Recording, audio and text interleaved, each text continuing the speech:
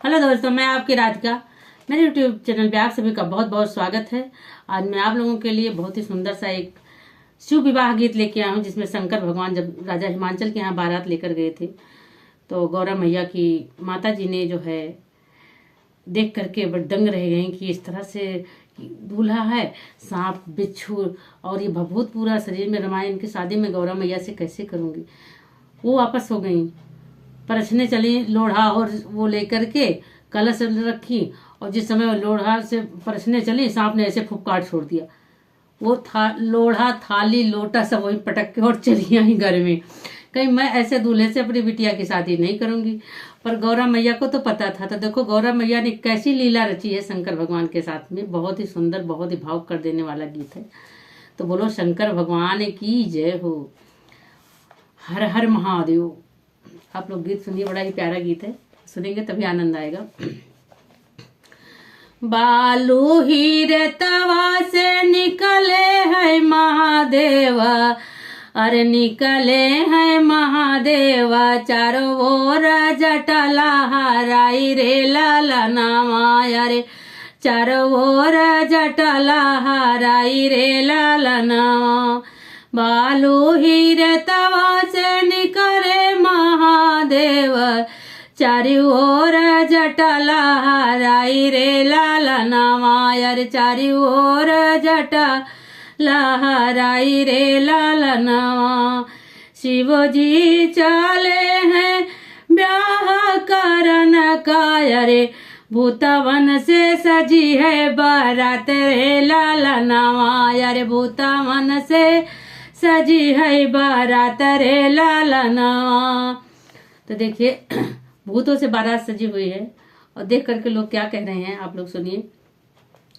ऊंचे महाला चढ़ सासू निहार, अरे सासू निहार, अरे गौरा की आई है बारात रे लाला नामा, अरे गौरा की आई है बारात रे लाला नामा।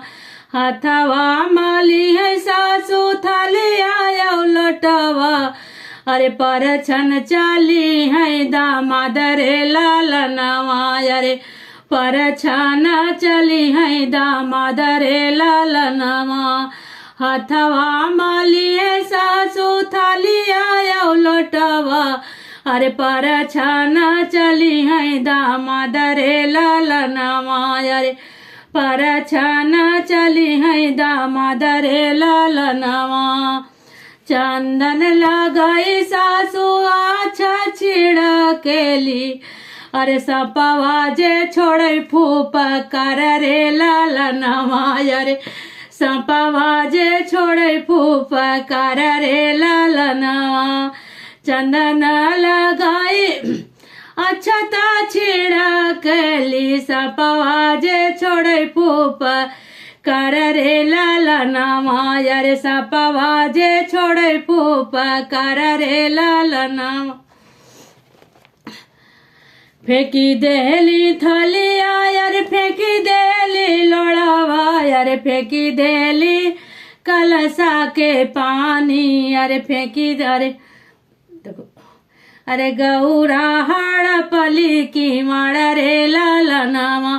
फेंकी देली थलिया, फेंकी देली लोड़ावा, अरे गौरा हड़पली की माड़ा रे लाला नामा, अरे गौरा हड़पली की माड़ा रे लाला नामा। ऐसन बौरावा से गौरा नाही ब्याबई, अरे चाहे गौरा रही है कुंवर रे लाला नामा, अरे चाहे गौरा रही है कुंवर रे लाला नामा। देखो सांप को देख के कौन नहीं डर जाएगा। तो जब वो डर गई सांप को देख करके, गौरा मैया भी किवाड़ा बंद कर ली कि कैसे जो है दूल्हा आया हुआ है। तो बहुत ही डर गए सब लोग। तो देखो फिर आगे की लाइनें क्या है, बड़ी प्यारी लाइनें, आप लोग सुनिएगा।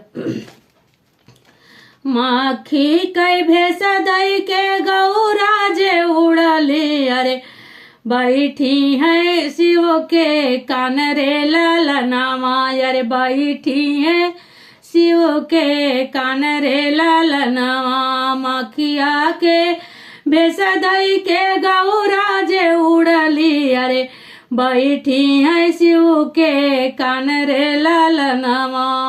तो देखो कान पे बैठ करके क्या कह रही है शिव जी से, तनिका एक बतिया सुना मोरे स्वामी अरे सुना हो मोरे स्वामी अरे बदलाऊ भेषयापन रे लालनवा अरे बदलाऊ भेषयापन रे लालनवा। तनिका एक रूपवा बदलग मोरे स्वामी अरे देख नाई हरवा के लोग रे लालनवा अरे देख नाई हरवा के लोग रे लालनवा। गौरा मैया भी परेशान हो गई कि अगर ऐसा होगा तो ब्याह भी नहीं होगा, हमारे देवों के देव महादेव को मैंने इतनी तपस्या करके पाया है। तो देखिए आगे की लाइनें बहुत ही प्यारी हैं, आप लोग सुनिएगा। जटवा कटाई शिव दड़िया मोड़ाई अरे कर लिए 16 सिंगार रे लालनवा अरे कर लिए 16 सिंगार रे लालनवा। धोतिया जानवा शिव धारण कर ले अले धैले माड़ुआ में ठाड़ रे लालनवा अरे भैले माड़ुआ में ठाड़ रे लालनवा। धोतिया जानवा शिव धारण कैले अरे भैले माड़ुआ में ठाड़ रे लालनवा अरे भैले माड़ुआ में ठाड़ रे लालनवा। घर माँ से निकली है सासू सराज अरे शिव जी का देखी हर साई रे लालनवा अरे शिव जी का देखी हर साई रे लालनवा।